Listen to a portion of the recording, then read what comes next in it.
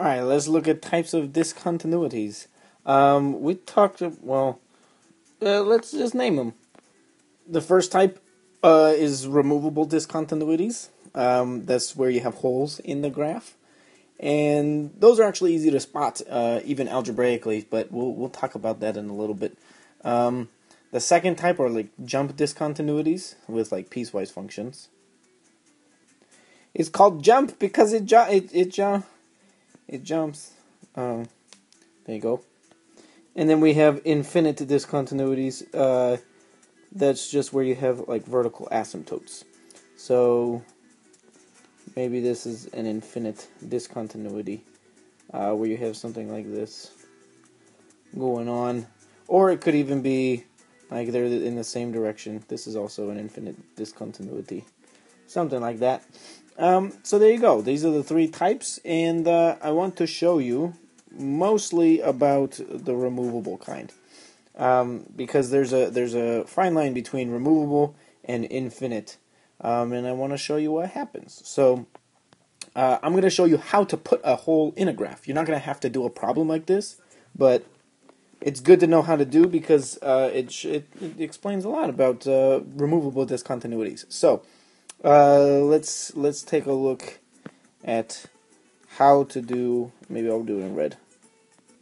Okay, let's look at how to put a hole in any graph.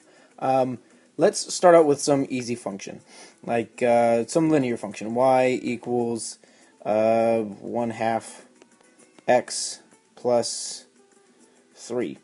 Okay, so I'm going to graph this real quick. Maybe not 1/2. I'll have whole number coefficients. Let's say 3x minus 2. I just changed it completely. Okay, to graph this is just a line, so we can go down to 1, 2, and then put a point up 3, 1, 2, 3 over 1, 1, 2, 3 over 1, and so on. So we get something very nice. Something very nice. So we get something like that. Okay. What if I want to put a hole in this graph? I can do that by multiplying by a fancy version of 1. So if I take my function, I'm going to write it as f of x now, equals 3x minus 2. And I want to punch a hole in it. I'm going to, let's say I want a hole at x equals 1.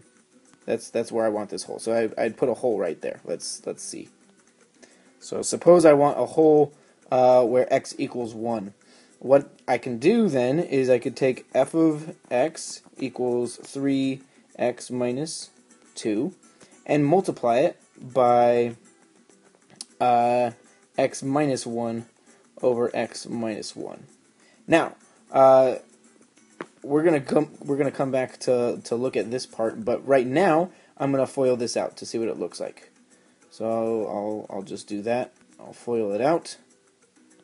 Maybe I'll call this g of x now. Where's the erase? Yeah, I'll call this g of x now. So I FOILed out the top and then I wrote down the bottom there. So this looks like something that you guys would be looking at. So now we have, just notice that these are the same. Those are the same there.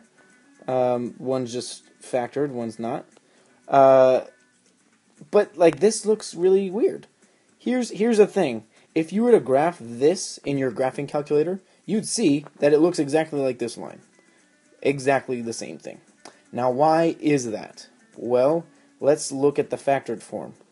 If we take a look at the factored form, g of x equals, what was it? 3x minus 2.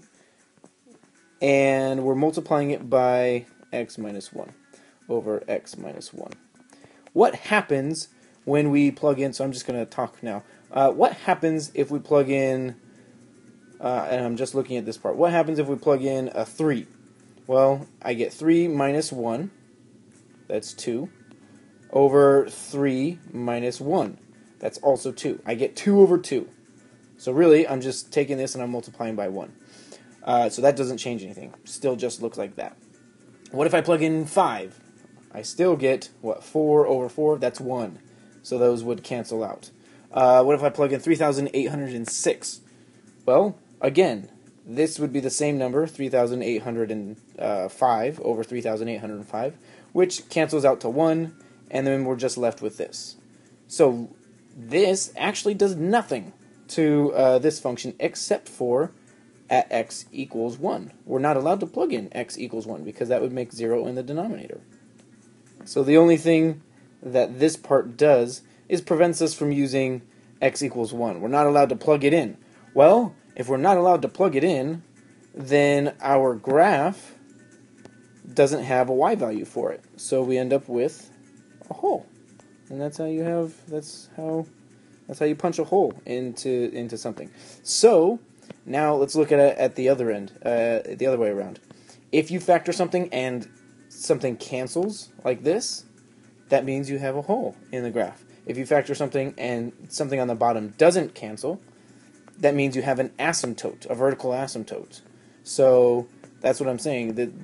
Between this and this, it's very, very close. The only thing that's different is here you can cancel stuff, like this part. You can cancel stuff, or then here you don't cancel the denominator, and thus you have an asymptote. So let me write that down.